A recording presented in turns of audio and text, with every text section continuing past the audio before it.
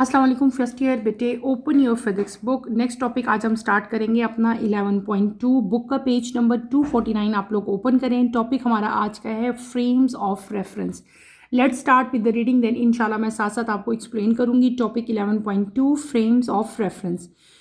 We have discussed the most commonly used Cartesian coordinate system. In effect, a frame of reference is any coordinate system relative to which measurements are taken. For example, the position of a table in a room can be described relative to the wall of the room, making the room the frame of reference. Similarly, the laboratory is the reference frame for measurement taken there.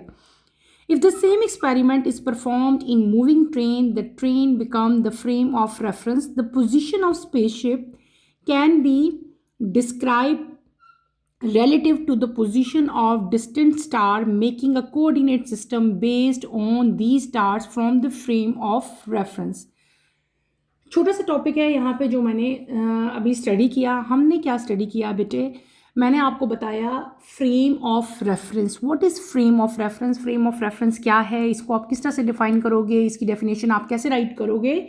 Frame of reference जो है ये एक coordinate system होता है relative to which measurements are taken, यानी कि relatively हम उसको किस चीज़ से कंपैरिजन उसका कर रहे होते हैं, किस चीज़ से हम उसको रिलेटिव ले रहे होते हैं, मेजरमेंट जो हमने लेनी होती है, ठीक है, from the measurement which are to be taken. तो आप सिंपली इसको किस तरह से डिफाइन करेंगे? आपकी बुक में इसकी डेफिनेशन दी हुई है। क्या डेफिनेशन है हमारे पास? आप क्या डेफिनेशन इसकी लिख सकते हो? A frame of reference is any coordinate system relative to which measurements are taken. This is definition. इसको आप लोग अंडरलाइन कर लें या इन्वर्टेड कॉमर्स में कर लें। उसके बाद आपकी आती है रियल लाइफ एग्जाम्पल्स। हमारी जो रियल लाइफ है, जो रूटीन लाइफ है, हमारी रियल लाइफ है, उसमें फ्रेम ऑफ रेफरेंस की एग्जाम्पल्स क्या हैं? वन बाय वन हम एग्जाम्पल्स को करेंगे। सबसे पहले एग्जाम्पल है टेबल इन अ रूम। किसी भी रूम में जो भी टेबल पड़ा हुआ है, that is the example of frame of reference. जो टेबल की पोजीशन है बेटे किसी भी रूम में रिलेटिव हम उसको लेंगे to the wall of the room, ठीक है। तो यहाँ पे जो रूम होगा वो क्या होगा? फ्रेम ऑफ रेफरेंस होगा। Is it clear? अब समझ आई है क्या मैंने आपको कहा? हमने पहले यहाँ पे रियल लाइफ एग्जांपल क्या ली? टेबल ली, ठीक है। और फिर टेबल जो कि रूम में है, हमने क्या कहा कि जो पोजीशन है टेबल की in a room that can be located relative. इसको हम रिलेटिव देखेंगे किसके? To the wall of the room. तो जो रूम है वो क्या होगा? हमारा रूम जो है वो फ्रेम ऑफ रेफरेंस होगा। Is it clear? दूसरी एग्जांपल यहाँ पे आपकी बुक में जो दी हुई है, डैट इज कॉलेज लेबॉर्ट्री। जो कॉलेज के लैब होता है बेटे, तो फॉर मेजरमेंट्स जो हम कॉलेज की लेबॉर्ट्री में जो मेजरमेंट्स लेंगे, तो लेबॉर्ट्री जो होगी वो क्या होगी? वो रेफरेंस ऑफ फ्रेम होगी, यानी कि रेफरेंस फ्रेम होगी लेबॉर्ट्री, ठीक है। और थर्ड एग्जांपल जो आपकी बुक में दी हुई है वो क्या है? That is experiment in moving train. अगर हम सेम एक्सपेरिमेंट परफॉर्म करें किसी भी मूविंग ट्रेन में, तो ट्रेन जो है that become a frame of reference. उस केस में ट्रेन जो है वो क्या होगा? मूविंग आपका जो है ऑब्जेक्ट, वो आपका फ्रेम ऑफ रेफरेंस होगा। लास्ट में यहाँ पे एक और एग्जांपल आपकी बुक में गिवन है, that is spaceship and distant star. तो जो पोजीशन है स्पेसशिप की उसको हम डिस्क्राइब करेंगे relative to the position of distant star. यहाँ पे कोऑर्डिनेट सिस्टम जो है वो बेस्ड होगा स्टार्स पे, और देन उसको हम लेंगे फ्रेम ऑफ रेफरेंस में। Is that clear? तो आप यहाँ पे सिंपली क्या करोगे? आप यहाँ पे, तो बेटे हमने क्या कर लिया, छोटा सा टॉपिक था, कुछ फ्यू लाइंस का। आपने क्या करना है? फ्रेम ऑफ रेफरेंस की डेफिनेशन याद करनी है, देन आपने रियल लाइफ एग्जांपल्स लेनी है। एग्जांपल में 4 एग्जांपल्स आपकी बुक में, चारों की चारों आपने करनी है। कौन कौन सी थी? Table in a room, college laboratory, experiment in moving train, और लास्ट में क्या था? Space ship and distant stars. Clear?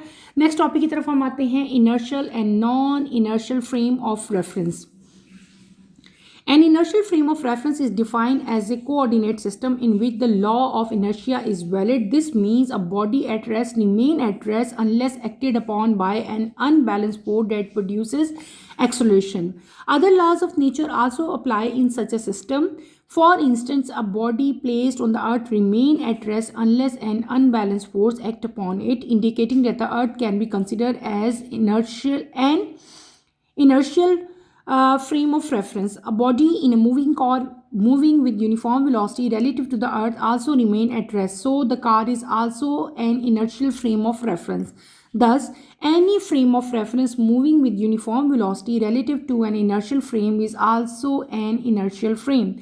However, if the moving car is suddenly stopped or accelerated, the body inside no longer remain at rest.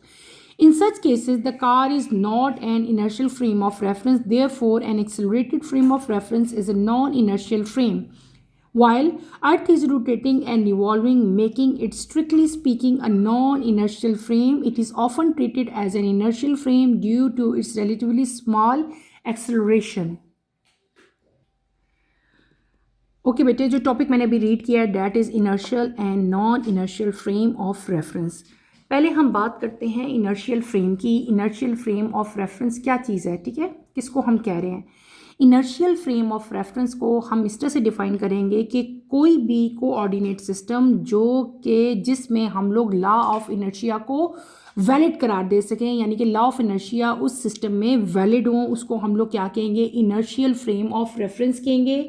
या आप simply, अब यहाँ पे word मैंने बोला law of inertia. Law of inertia क्या है बेटे, पहले हम पढ़ चुके हैं, आपको पता है न्यूटन का जो फर्स्ट लॉ है, फर्स्ट लॉ ऑफ मोशन, उसको हम लॉ ऑफ इनर्शिया भी कहते हैं. तो फ्रेम ऑफ रेफरेंस वो है जिसमें लॉ ऑफ इनर्शिया या न्यूटन का फर्स्ट लॉ जो है वो वैलिड हो. क्लियर.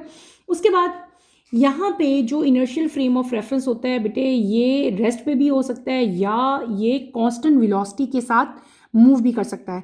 इसका मतलब ये हुआ कि कोई भी बॉडी अगर रेस्ट पे है तो वो उस टाइम तक रेस्ट पे रहेगी जब तक कि उसको कोई भी अनबैलेंस फोर्स जो है वो उसको आके डिस्टर्ब नहीं करेगी और उसके अंदर एक्सेलरेशन प्रोड्यूस नहीं होगी. फॉर एग्जांपल, मेरे हाथ में इस टाइम पेन है. ये पेन अगर मैं यहाँ पे रख देती हूँ, ये पेन उस वक्त तक यहाँ पे पड़ा रहेगा जब तक कि मैं इसके ऊपर बेटे कोई भी फोर्स अप्लाई नहीं करूंगी, इसके अंदर एक्सेलरेशन प्रोड्यूस नहीं होगी, ये उस वक्त तक रेस्ट पोजीशन पे रहेगा. ठीक है, क्लियर है ना. और यही हमने क्या पढ़ा था, लॉ ऑफ इनर्शिया भी पढ़ा था. तो कोई भी जो हम किसी भी फ्रेम ऑफ रेफरेंस की बात करते हैं जहाँ पे इनर्शिया का लॉ वैलिड होता है, न्यूटन का फर्स्ट लॉ ऑफ मोशन जो है वो वैलिड होता है, उसको हम लोग क्या कहते हैं, इनर्शियल फ्रेम ऑफ रेफरेंस कहते हैं.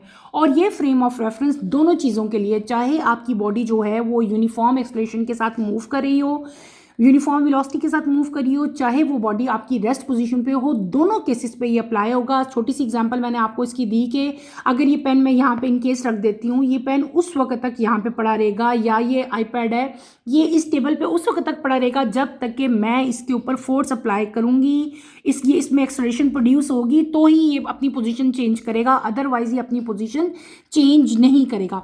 सेकेंड एग्जाम्पल अगर हम इसी तरह लेते हैं कि अगर एक बॉडी है जो कि आपकी कार के अंदर है, ठीक है, सपोज कोई भी हम एग्जाम्पल ले लेते हैं, जैसे कि एक कॉमन एग्जाम्पल है, आप सब ने नोट किया होगा कि अगर आप अपनी कार में एक ग्लास लेते हो, ग्लास के अंदर इवन वाटर भी है या कॉफ़ी भी, कुछ भी हो सकता है, आपने अपनी कार के अंदर वो ग्लास रखा या वो कप रखा, तो ऑब्जेक्ट यहाँ पे क्या हो गया, हमारा कप ऑफ कॉफ़ी जो है वो हमारा ऑब्जेक्ट होगा. कार जो है वो मूव करेगी in straight line at constant speed. लेकिन यहाँ पे क्या होगा कि जो ऑब्जेक्ट है, अब देखो आपकी गाड़ी तो चल रही है, मैंने आपको क्या कहा कि गाड़ी जो है, जो कार है, वो यूनिफॉर्म वेलोसिटी के साथ मूव कर रही है. लेकिन जब हम ऑब्जेक्ट की बात करेंगे, वो ऑब्जेक्ट जो कार के अंदर है, यानी कि कप ऑफ कॉफ़ी को मैंने एग्जाम्पल दी, तो कप ऑफ कॉफ़ी जो है बेटे वो क्या होगा, वो एट रेस्ट होगा. अब समझ आई, कार वेलोसिटी से मूव कर रही है, वो रेस्ट पे नहीं है, लेकिन उसके अंदर जो ऑब्जेक्ट पड़ा हुआ है, जो कप ऑफ कॉफ़ी पड़ा है, उसको जब हम इनर्शियल फ्रेम ऑफ रेफरेंस में देखेंगे तो हम क्या कहेंगे कि जो हमारा कप ऑफ कॉफ़ी था वो उसका अपना एक इनर्शियल फ्रेम ऑफ रेफरेंस है, और वो ऑब्जेक्ट या वो जो कप था कॉफ़ी का बेटे वो किस में होगा, वो रेस्ट पोजीशन पे होगा. Is that clear. आप समझ आइए, आपको ये कॉमन एक एग्जांपल मैंने आपको अपनी डेली लाइफ में से दी. इसी तरह आपकी बुक में यहाँ पे 2-3 एग्जांपल्स और भी दी हुई हैं, वो भी हम देख सकते हैं. दूसरी चीज़ जो यहाँ पे हमें बताई है, that is non inertial frame of reference. अब non inertial frame of reference क्या है, वो फ्रेम ऑफ रेफरेंस जिसमें लॉ ऑफ इनर्शिया या न्यूटन का फर्स्ट लॉ जो है वो वैलिड नहीं होगा, यानी कि उसी का ऑपोजिट है. पहले हमने क्या कह दिया कि लॉ ऑफ इनर्शिया को वो ओबे करेगा, लॉ ऑफ इनर्शिया उस पर वैलिड होगा, तो वो क्या होगा, इनर्शियल फ्रेम ऑफ रेफरेंस होगा. लेकिन जब वो फर्स्ट लॉ को या लॉ ऑफ इनर्शिया को ओबे नहीं करेगा तो हम क्या कहेंगे कि this is non inertial frame of reference. ठीक है. और non inertial frame of reference में एक्सेलरेशन जो है वो क्या होती है, वो हमारी ज़ीरो होती है, ज़ीरो के इक्वल नहीं होती। पहले केस में क्या था, जब हमने इनर्शियल फ्रेम ऑफ रेफरेंस पढ़ा तो वहाँ पे हमारी एक्सेलरेशन किसके इक्वल होती है, ज़ीरो के इक्वल होती है, जबकि non inertial frame of reference में हमारी एक्सेलरेशन जो है वो ज़ीरो के इक्वल नहीं होती। इसकी कॉमन एग्जांपल मैं आपको इस तरह से दूंगी, उसी कार को ही हम आगे फर्दर लेके चलते हैं। इनर्शियल फ्रेम ऑफ रेफरेंस में ही मैंने आपको वही example the, non inertial frame of reference में भी मैं उसी की एग्जांपल दूंगी। अब क्या है कि अगर आप कार में जो है, आपकी कार जो पहले ट्रेवल करी थी, जो कांस्टेंट वेलोसिटी के साथ मूव करी थी, जिसके अंदर ऑब्जेक्ट मौजूद था, ऑब्जेक्ट हमने क्या लिया था, कप लिया था कॉफ़ी का, उसी एग्जाम्पल को हम आगे लेके चलते हैं। अगर आपने अपनी स्पीड में एक चेंज ले आए हो, पहले क्या थी, स्पीड वेलोसिटी कांस्टेंट थी, अब आपने क्या किया, अपनी स्पीड आपने चेंज कर दी, साथ ही आपने अपनी डायरेक्शन जो है वो भी चेंज कर दी। तो इस केस में क्या होगा कि स्पीडिंग अप, यानी कि स्पीड, आपने स्पीड पकड़ ली, आपने स्पीड चेंज कर दी, ज़्यादा स्पीड कर दी है ना। तो स्पीडिंग अप का यहाँ पे मतलब क्या होगा कि acceleration is in the direction of motion, acceleration जो है वो मोशन की डायरेक्शन में मूव करेगी। और जब आप अपनी गाड़ी को टर्न करोगे, जब टर्निंग होगी तो बेटे वो कांस्टेंट स्पीड पे जब टर्निंग होती है तो इसका मतलब होता है कि एक्सेलरेशन जो है वो प्रिपेंडिकुलर होगी किसके, to the direction of motion. Is that clear, समझ आई इस चीज़ की। तो ये क्या चीज़ हमने पढ़ ली, ये दो हमने मेन चीज़ें देख ली। एक हमने क्या देख लिया, इनर्शियल फ्रेम ऑफ रेफरेंस, और एक हमने क्या देखा, non inertial frame of reference. ठीक है, इन दोनों की डेफिनेशंस आपने करनी है। और एक और मेन पॉइंट मैंने यहाँ पे बताया था कि इनर्शियल फ्रेम ऑफ रेफरेंस में एक्सेलरेशन जो है वो ज़ीरो के इक्वल होगी, यानी कि इनर्शियल फ्रेम ऑफ रेफरेंस वो रेस्ट पे भी हो सकता है या कांस्टेंट वेलोसिटी के साथ मूव भी कर सकता है। और दूसरा हमने क्या लिया, non inertial frame of reference लिया, और मैंने उसकी डेफिनेशन भी आपको बताई और बताया कि यहाँ पे जो एक्सेलरेशन होगी that is not equal to zero. और यहाँ पे भी हमने एग्जाम्पल ली कि एक और एग्जाम्पल मैं इसकी देती हूँ non inertial frame of reference की, ताकि कंसेप्ट अच्छी तरह से आपका क्लियर हो कि कोई भी जो मूविंग कार है, जब बेटे कार मूव कर रही है इस टाइम, ठीक है, लेकिन वो सडनली स्टॉप होती है या उसकी डायरेक्शन चेंज होती है, या जो बॉडी है जो इसके अंदर प्लेस्ड है, कार के अंदर कोई भी बॉडी हो सकती है, वो रेस्ट पे नहीं रहती। तो इस तरह की सिचुएशन में जो कार है वो उसको हम कहेंगे कि जो कार है that is not in the inertial frame of reference, यानी कि जब कार ने अपनी डायरेक्शन चेंज की, अपनी स्पीड चेंज की, लेकिन जो बॉडी है वो नो लॉन्गर जो है वो रेस्ट पे बॉडी नहीं रहेगी। पहले हम क्या कह रहे थे कि वो कप पर, पहले इनर्शियल फ्रेम में क्या था कि वो जो कप था वो रेस्ट पे था, लेकिन अब क्या हुआ non inertial frame of reference में कि जो बॉडी कार के अंदर है बेटे वो no longer remain at rest होगी। और इस तरह की सिचुएशन में car is not an inertial frame of reference. Clear. इसके अलावा और एग्जांपल्स भी हैं। अगर हम अर्थ की एग्जांपल लेते हैं, अपनी जो हमारा अर्थ है, जो हमारा प्लेनेट है, अर्थ की एग्जांपल भी हम फ्रेम ऑफ रेफरेंस पे ले सकते हैं। हमारा अर्थ जो है, अगर कोई भी बॉडी, आपकी बुक में भी बेटे अर्थ की एग्जांपल दी हुई है, उसको भी एक दफ़ा मैं आपको बता देती हूँ। अगर कोई भी बॉडी को हमने प्लेस किया अपॉन अर्थ, ठीक है, तो वो या तो रेस्ट पे रहेगी। कब तक रेस्ट पे रहेगी? जब तक कि एक अनबैलेंस फोर्स जो है वो अप्लाई नहीं की जाती और अदर लॉज ऑफ नेचर जो हैं वो भी अप्लाई नहीं किए जाते। तो हम क्या कहेंगे उस केस में कि अर्थ जो है वो इनर्शियल फ्रेम ऑफ रेफरेंस में है, यानी कि जब उसके ऊपर कोई भी फोर्स एक्ट नहीं होती, कोई भी अनबैलेंस फोर्स उसके ऊपर अप्लाई नहीं होती, ठीक है, तो हम उसको क्या कहेंगे कि वो इनर्शियल फ्रेम ऑफ रेफरेंस में है। इसी तरह अगर अर्थ रोटेटिंग मोड में चली जाती है या रिवॉल्विंग करती है या वेरी स्मॉल एक्सेलरेशन उसके अंदर प्रोड्यूस होती है, तो इस केस में अर्थ जो है that is not in the inertial frame of reference. Is that clear? तो बेटे इस केस में हमने क्या पढ़ लिया कि इनर्शियल फ्रेम ऑफ रेफरेंस क्या होता है, non inertial frame of reference क्या होता है। इन दोनों की डेफिनेशंस आपने करनी है। एक्सेलरेशन का पॉइंट मैंने आपको बताया और इन द एंड हमने यहाँ पे दो एग्जांपल्स की, एक कार की एग्जांपल मैंने आपको बताई और एक एग्जांपल मैंने आपको अर्थ की बताई। एक और पॉइंट यहाँ पे बहुत इंपॉर्टेंट है, वो भी मैं आपको बताती जाऊँ। आपके पेपर में अक्सर क्वेश्चन आ सकता है, what is the difference between inertial and non inertial frame of reference.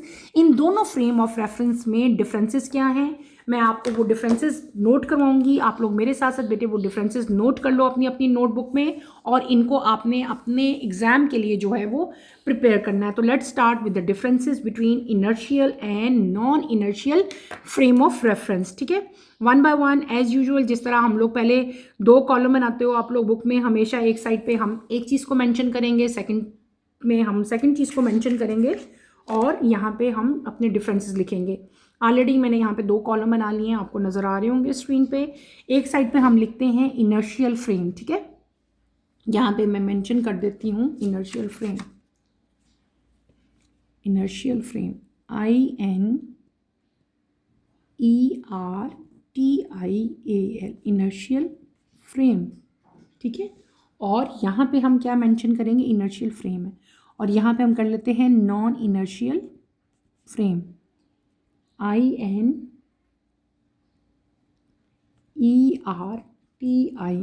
Inertial frame.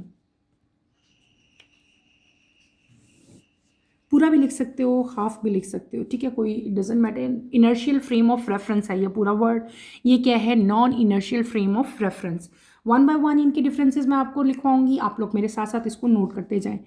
Number 1 हमारे पास क्या आएगा, इसकी डेफिनेशन लिखते हैं। अ frame of reference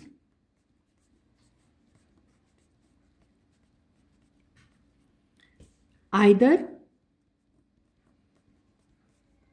at rest or moving with uniform velocity.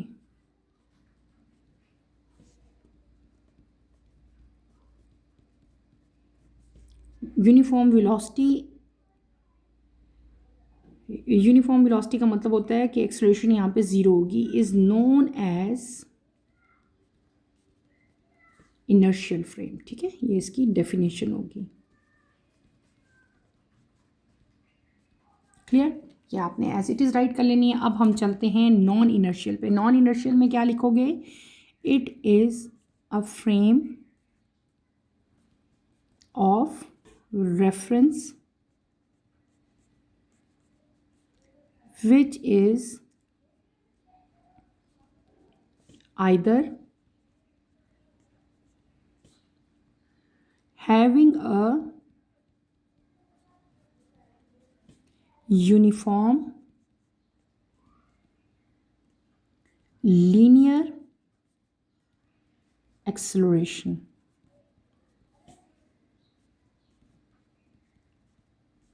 or is being rotated with uniform speed.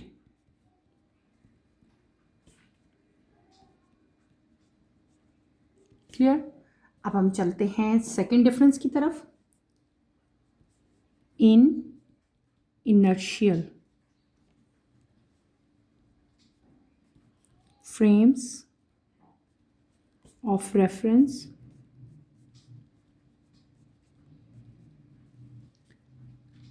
inertial frame of reference इन नहीं लिखना, ठहरो sorry. inertial frame of reference are those reference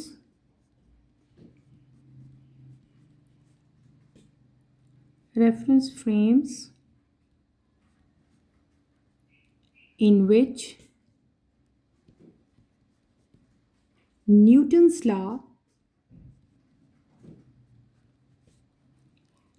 laws are valid. Clear.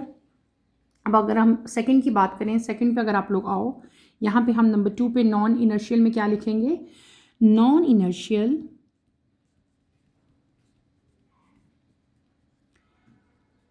Frame of reference are those reference frames in which Newton's law are invalid. पहले क्या था, valid लिखा था, आप क्या लिखेंगे, इनवैलिड लिखेंगे, ये लॉस आ जाए, ठीक है। ये हमारा नंबर 2 डिफरेंस हो गया। अब हम चलते हैं नंबर 3 की तरफ, ठीक है। क्लियर है बेटे, नज़र आ रहा है आप लोगों को। नंबर 3 पे आओ। इन inertial frame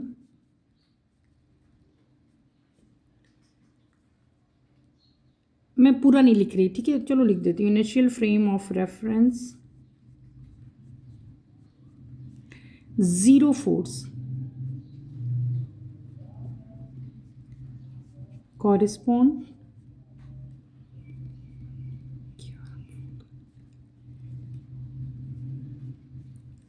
to zero acceleration. Clear. दूसरे केस में हम क्या लिखेंगे? इन non inertial force zero force does not correspond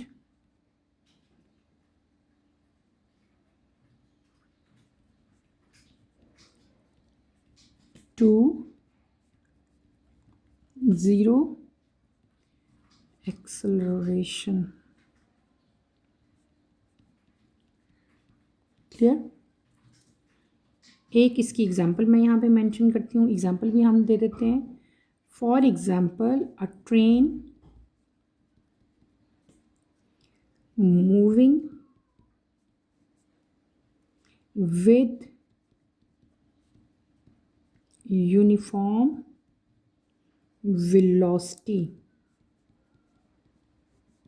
is an inertial frame.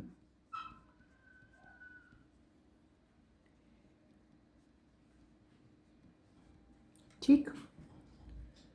उसके बाद यहाँ पे हम आते हैं तो क्या लिखेंगे?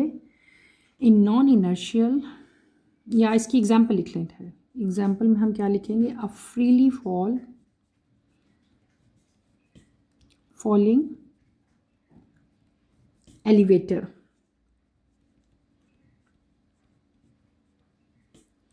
may be considered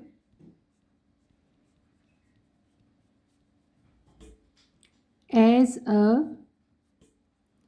non-inertial frame. ठीक। एक और यहाँ पे छोटा सा मैं लिखवाती हूँ, पहले भी हमने लिखा लेकिन मैं दोबारा उसको और इजी करती हूँ। यहाँ पे हम लिख सकते हैं नंबर 5 पे नॉन एक्सेलरेटेड। क्या मतलब हुआ इसका? कि यहाँ पे एक्सेलरेशन किसकी इक्वल होती है? ज़ीरो के। और यहाँ पे आप क्या लिखोगे? एक्सेलरेटेड। क्या मतलब हुआ? कि यहाँ पे एक्सेलरेशन जो है that is not equal to zero. Is that clear? और यहाँ पे हम क्या लिख सकते हैं? The body does not accelerate. वो तो यही हो जाएगा ना, जब बॉडी तो यहाँ पे एक्सेलरेट होती ही नहीं है, ठीक है। ये बात भी आप यहाँ पे मेंशन कर सकते हैं। एक और बेटे मैं लिख पाती हूँ, नंबर 6 में आप एक और लिख सकते हो। In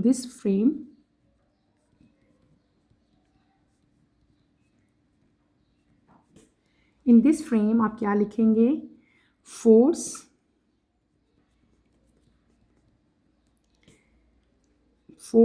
acting on a body is a real force.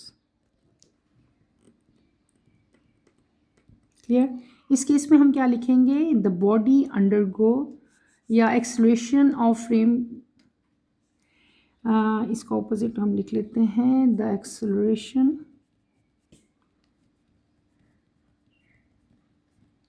of the frame gives rise to a pseudo force. ठीक।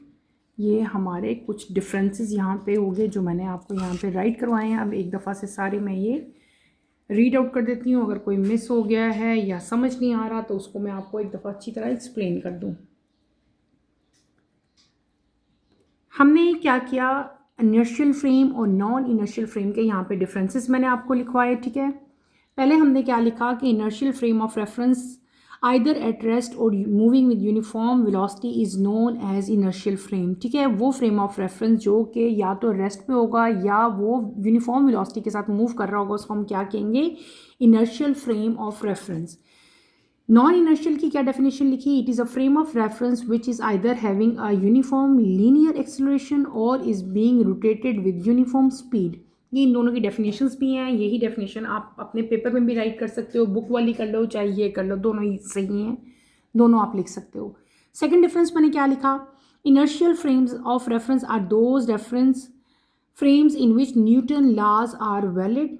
इस केस में क्या लिखा कि non inertial frame of reference are those reference frames in which Newton laws are invalid, यानी कि inertial frame में बेटे न्यूटन लॉज जो हैं वो वैलिड होते हैं, जबकि in case of non inertial frame तो यहाँ पे जो न्यूटन लॉज हैं वो क्या होंगे, इनवैलिड होंगे। या इस यानी कि हम ये भी कह सकते हैं कि ये लॉ ऑफ इनर्शिया को ओबे करते हैं, ठीक है। लॉ ऑफ इनर्शिया भी यहाँ पे वैलिड है। लॉ ऑफ इनर्शिया और न्यूटन फर्स्ट लॉ सेम बात है। अगर आप कहीं लिखा देखोगे यहाँ पे लॉ ऑफ इनर्शिया लिखा हुआ तो आपने कंफ्यूज नहीं होना, वो law first law of Newton ही होता है, ठीक है, न्यूटन का लॉ ही होता है। और यहाँ पे नॉन इनर्शियल फ्रेम में न्यूटन्स लॉ जो हैं वो इनवैलिड होते हैं। क्लियर।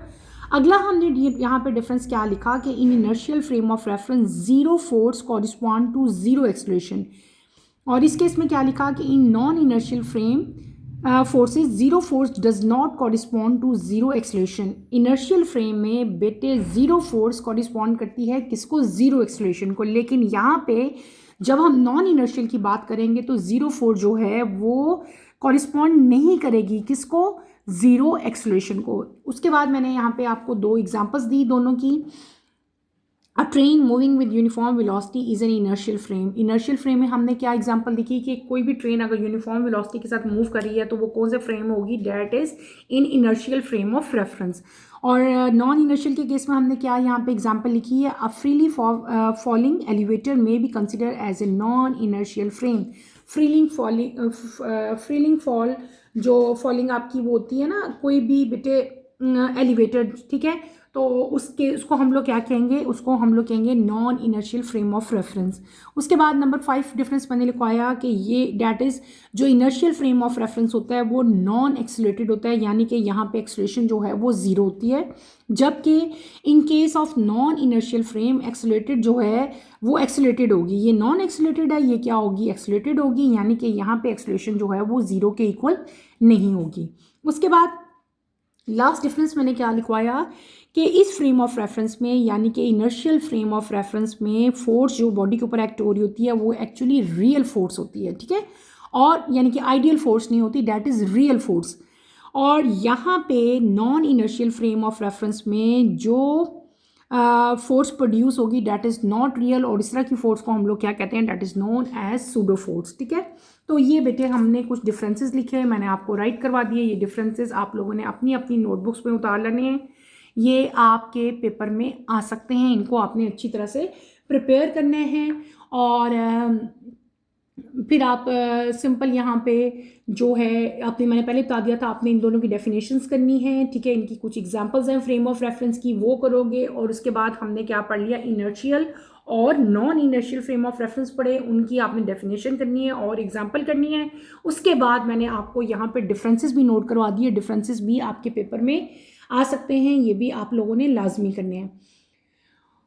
यहाँ पे एक छोटा सा क्वेश्चन है बेटे जो अक्सर पूछा जा सकता है कि आप एक्सपेरिमेंटली जो है वो किस तरह से फ्रेम ऑफ रेफरेंस, चाहे वो इनर्शियल हो चाहे वो नॉन इनर्शियल हो, उसको किस तरह से आप लोग डिटरमिन कर सकते हो। तो आप सिंपली बताओगे कि हम एक्सपेरिमेंटली डिटरमिन कर सकते हैं कि कोई भी जो फ्रेम ऑफ रेफरेंस है वो इनर्शियल है या नॉन इनर्शियल है।